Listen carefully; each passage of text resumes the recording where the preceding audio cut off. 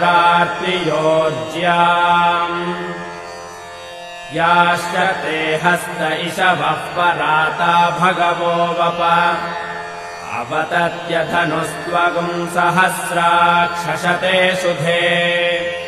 निशीर्य शल्यानाम् मुखा शिवो नः सुमना भव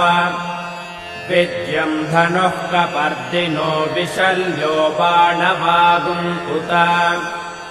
अनेशन्नस्येषव आभुरस्य निशङ्गसिः या ते हेतिर्मेढुष्टमहस्ते बभूवते धनुः तयास्मान् विश्वतस्त्वमयक्ष्मया परिभुज नमस्ते अस्त्वायुधायानातताय धृष्णवे